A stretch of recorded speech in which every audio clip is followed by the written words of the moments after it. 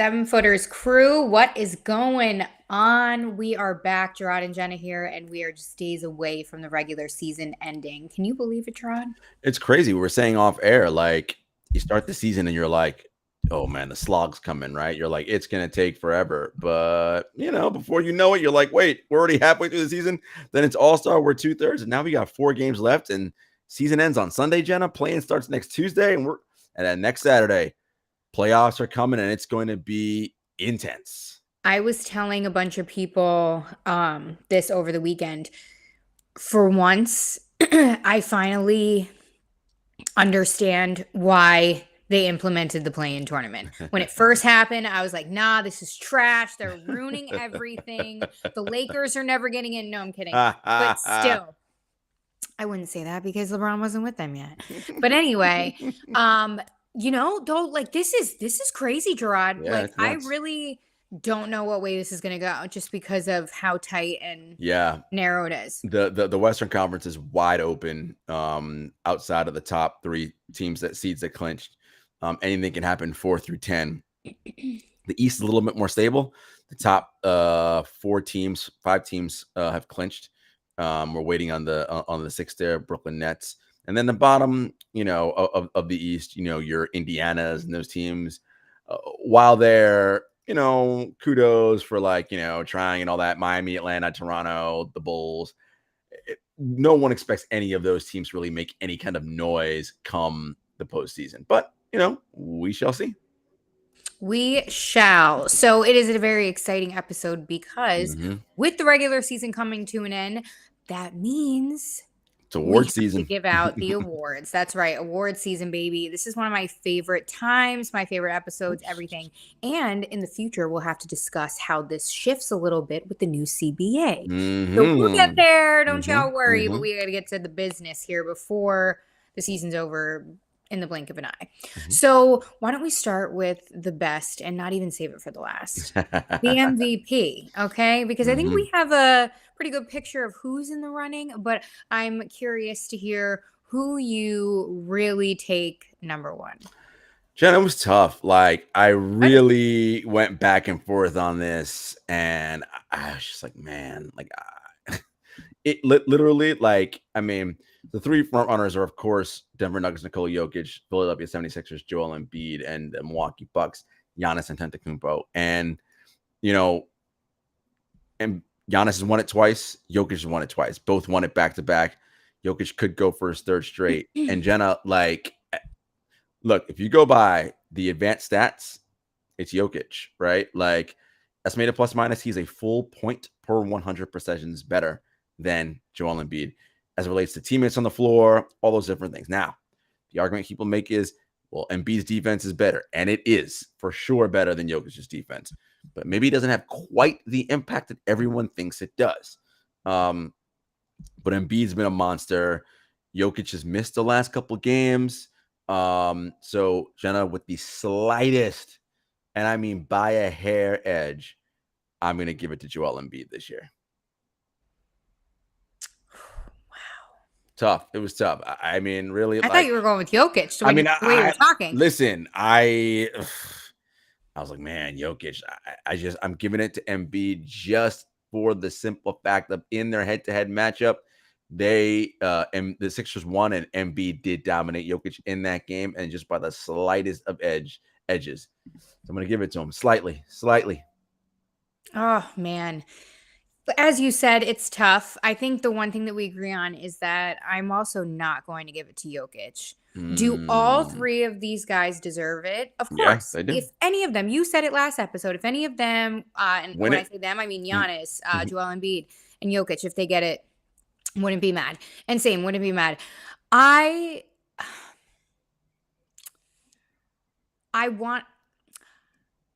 I'm going to give it to, since you picked Joel Embiid, I'll go with Giannis.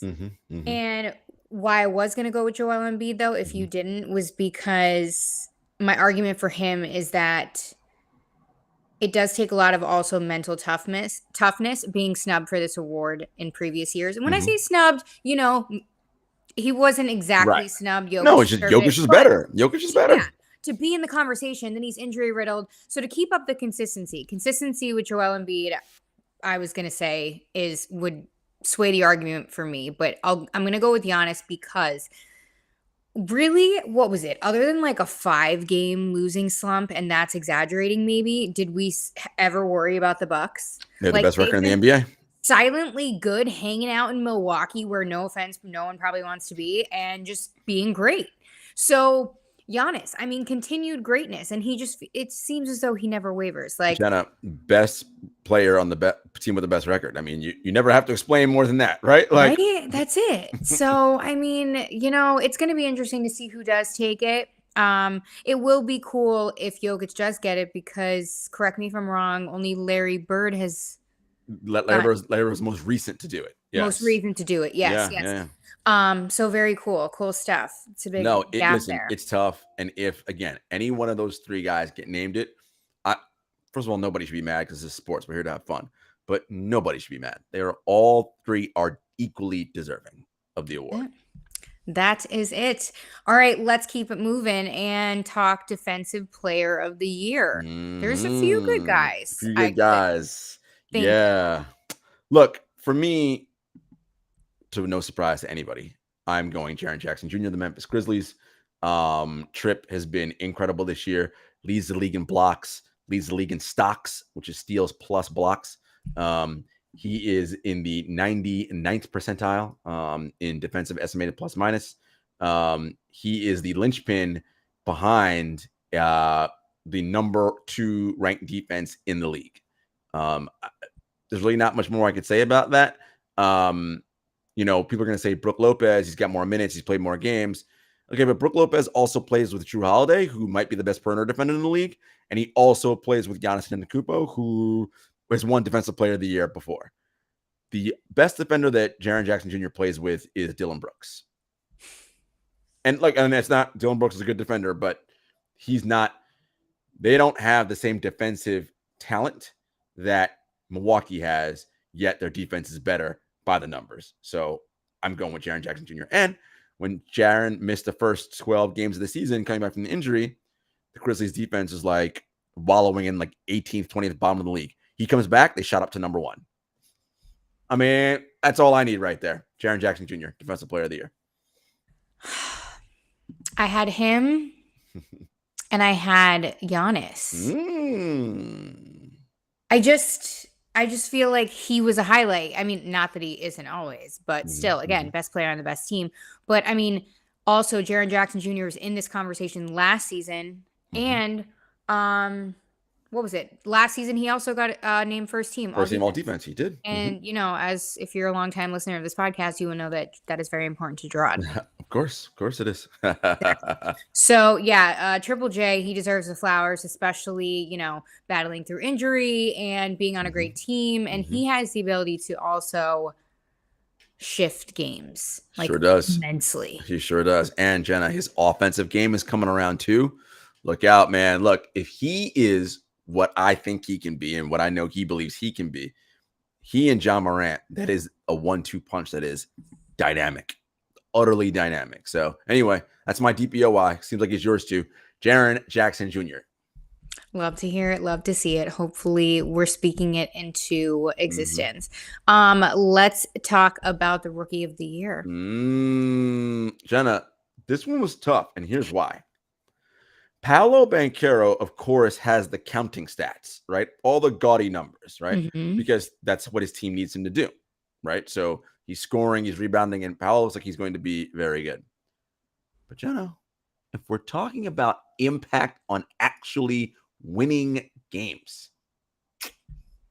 it's not really close right now in terms of Rookie of the Year. It's Jalen Williams at Oklahoma City. He is he's nearly a net positive player, which is very rare for a rookie. Win shares for 48. He's already above league average. Paolo below league average. Now, to be fair, Oklahoma City has better players, right? They have Shai Gilgeous-Alexander, of course, and like much better players around. But here, look, the Rookie of the Year is going to be Paolo Banchero, so it's Paolo. But don't sleep on Jalen Williams. This guy's had a tremendous rookie season. Him. Mathurin. Mathurin, yep. Andrew Nembhard in Indiana, another one. Exactly. A few good players. I mean, you have a really good point there, though, with Paolo. because people say the same argument for the MVP. Mm-hmm. So Yeah. pick your poison there. Pick your battles. Yeah, it's fine. It's Paolo. It will be, yeah. Counting stats, you Right. will take him. Counting stats will win there. It's Paolo. That's it. All right, let's move on and talk about the sixth man of the year. Jenna, sixth man of the year is tough. Generally, it always goes to like person that scores the most points off the bench, blah, blah, blah, all that. Honestly, it was tough for me. I was looking at Malcolm Brogdon for the Celtics and Emmanuel Quickly of the Knicks. And that, look, the Knicks are good. Like, now, granted, a large part of that is because of Jalen Brunson. But I like Quickly a lot, man. He has been excellent for this team. He's legit, man. He's averaging 14 points a game. Like, look, I like Quickly a lot. I'm going to lean Brogdon because Boston's better. But is that due to Brogdon or is that because they got Jason Tatum and Jaylen Brown, right? That's the tough one. You know what? I'm gonna go Quickly. New York Knicks get some love. Emmanuel Quickly, there's your sixth man of the year. Rare time we are living in, my friends. Hold on, let me just get this time stamp. Okay, April 4th. All right. Okay. Wow. Yeah, he got some love. He got some love. The Knicks. Yeah. Well, you're gonna laugh at me. A lot of people are gonna laugh at me. Why? Because you know how I am, and I would take Russell Westbrook for this. Oh Lord, not Don't do this. Don't do this to me. Let me give this man his flowers. Wait, he's won an MVP already. What more flowers does he need? I mean, come on. It's been a rough few years recently, okay? I mean, he's been all over LA. I love it. He's getting the sympathy vote from Jenna. All right, listen. You want to give it to Westbrook? Cool. Sympathy vote. It's a. It's a what? It's a. I'll say this. Look. Wish I was quicker on my feet. The Clippers know Paul George. I don't know when he's coming back. Like, that means I have to lean on Russ a little bit more. I don't know if that's exactly advisable if you want to win. But, it's what it is. What about that huge game that the internet obviously blew up over and carried it away the other night? Listen, he's capable of having moments, of course. But can he consistently be someone at this stage of his career that you count on to be a positive player in the postseason? I'm going to answer no. Whatever, always bringing me down to reality. That's why I love you. I'm just keeping it real, man. That is it. Okay, let's talk about the most improved player. Another award that I feel like a lot of people hit or miss the mark because people, I feel like, tend to pick like players who surge, even though they've always been good. Do you know what I mean? I'm with you 100%. So here's one of the not problems, but like one of the challenges with most improved player. What ends up happening is lottery picks, right? Will often win this. And it's like, okay, but if you were picked in the top 6 or 7, for instance, like, yeah, you're going to get better. Like, that's the whole goal. The goal is to really improve. We know that, right? To me, it's more, and because if you're picked that high, we expect you to be that good, right? Like, that's why you're getting picked that high. To me, it's much more important to see someone who was drafted later get picked, that to me. Yeah. But, be that as it may, look, we have some outstanding candidate. Look, Larry Markkinen, who was a 7th pick, by the way, he's been fantastic. Like, I mean, we saw it in Eurobasket last summer in Utah. He was the man. First time All-Star this year. Like, he was made the jump. We talk about tiers, right, Jenna? Like, a tier from being a starter to All-Star level, that's the second hardest jump to make in the NBA. And then from that to like perennial MVP, all NBA top 5 level, that is the hardest jump to make that level, because it's same guys get up there, right, for a long period of time. So Markkinen is definitely a candidate for most improved. People are going to have Shai Gilgeous-Alexander. I don't. Like, he was like, Shai is awesome. Like, we knew he was awesome, but people are going to have him up there. Jalen Brunson's going to get a lot of love too. He's had an excellent season. But I'm going to go someone a little off the board. Mikal Bridges. He in Phoenix. Really? Well, because here's the thing about that, right? You get drafted by a team and you have a role. And that's all people see you in. That's all they think you can do because that's what that team requires you to do. Okay, early in the year with Phoenix, Booker was down, Chris Paul was down. Mikal had to shoulder a little bit more of the offensive load. And we saw, oh, maybe he's got a little something. Okay, he gets traded to Brooklyn for Kevin Durant, and now he has to be the primary scorer. Jenna, he's been lights out. Like, yeah, no, great argument. Lights out as a primary scorer. Now, look, it's going to be a whole different thing come the postseason when they know, oh, he's the number one option and everybody's game. We'll see how that translates. But this ain't a playoff award. This is a regular season award. So I'm just going to give some love to Mikal. Look, he's not going to win it. It'll probably be Lauri Markkanen or Shai Gilgeous-Alexander is probably what I gathered will be the winners. And, you know, Lauri especially deserving. Again, I thought Shai was always good. So to me, it's like, nah, I knew he was this good. But I'm giving some love to Mikal Bridges because, man, what a hell of a jump he's made in a game that I don't know that people thought he could do that. Right. Yeah. I feel like he's one of those players that flies under the radar because when you even said it, I didn't think of it. I was actually shocked. But, you know, when you think about it and his situation specifically, yeah, you're drafted. And that's the important part, Jenna. It's like we, as fans, you watch a player and you think, oh, this is all player X is. Yeah. Well, maybe, but maybe it's also, well, that's what he's being asked to do because that's the role he has to fill on this team. Who knows if he goes somewhere else and is asked to be the number one option or this, that, and the third, could he be something else? Maybe, but we don't know, right? So it's always, players aren't finished products, right? Like, yes, when you're in your late 30s, you are, but when you're in your early to mid 20s, you can still develop into something else. Exactly. That and, you know, situations. Like, you know, you got to get into the right situation. Not every guy is going to be in the right situation out the gate. So, yeah, no, good point you make there too, especially because I think he has like perfect attendance and also went all the way to Brooklyn and is the guy. So, not mad at that. I was going to go with Tyrese Halliburton. Ooh, I like that pick. Right. Right. Like, no offense, like, not trying to be mean or funny, but like, I don't even think I really knew who he was before this. And that is no shade, but like, then you see his name popping up everywhere and you're like, wow. Okay. Well, he played in Sacramento, you know, as a rookie. And so, you know, in his second year. Yeah. So that, you know, that Sacramento's a dumpster fire, right? So situations. But the obvious name that came to my head, you said him before, was Jalen Brunson when I thought of this. Like, just unlocked a whole new aspect of his game when he went to New York. Like, it's very rare that New York these days is a great fit for people. Okay, so let's relish in this. Okay, I like it. Yes, that is that. I like it. So, yeah. Right. Did we miss one? I think we missed Coach of the Year. That Coach was of the Year. There we go. No, it's all good. Coach of the Year. Okay, I'm excited for this one. Jenna, I mean, all due respect to JP Bickerstaff, head coach of the Cavaliers. They've been top two in adjusted net rating all year. Shout out to Jock Vaughn, who, you know, you had Kevin Durant and Kyrie Irving, trade demands, guys getting, and you still have your job after they left. And the team is actually still performing at a very high level. Like, kudos to Jock Vaughn. Hell of a job.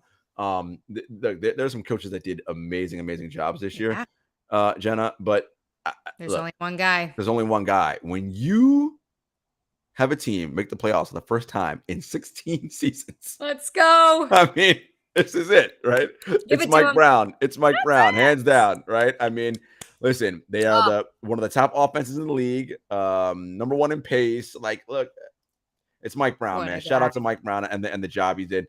And shout out to Sacramento Kings for, again, playoffs for the first time in 16 seasons. Let that marinate. That is something else. Good for him.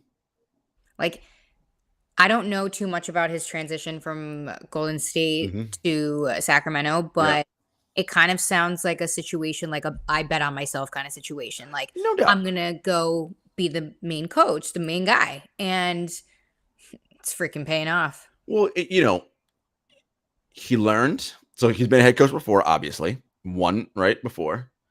But you then go to Golden State. You're winning with them championships, right? Winning games before, but now you're winning championships with Golden State.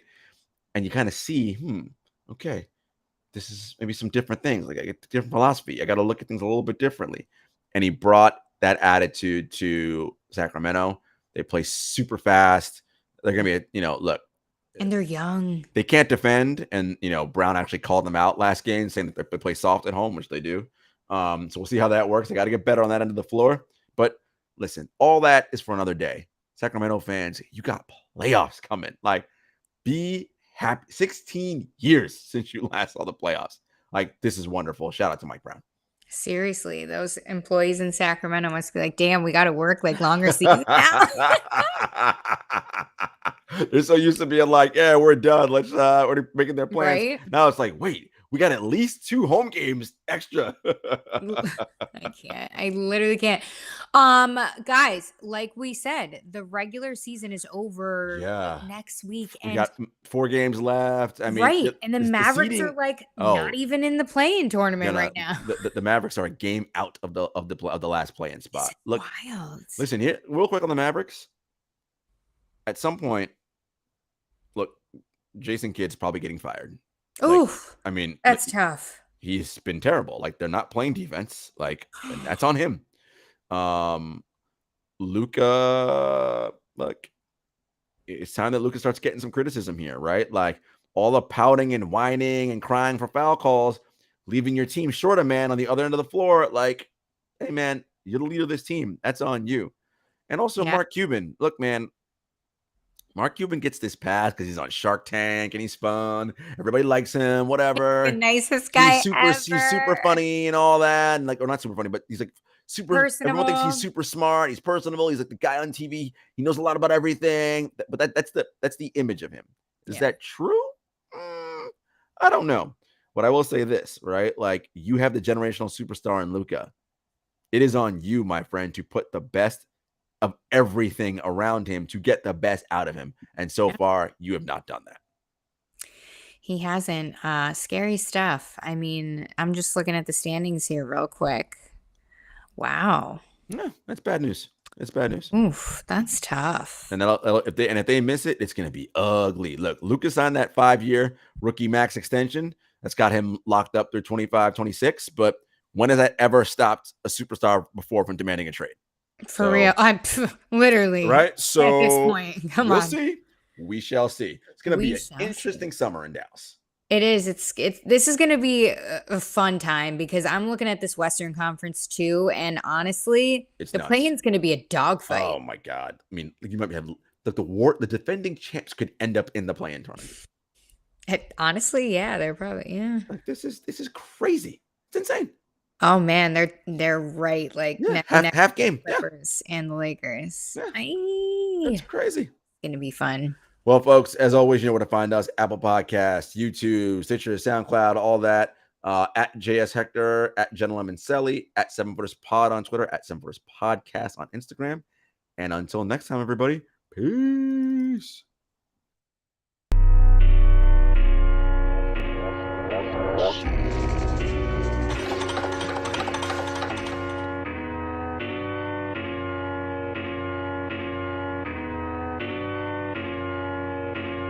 Spent a couple years out here with these raps, trying to have a plan that we made come true. Applied to some jobs, but I ain't hit back.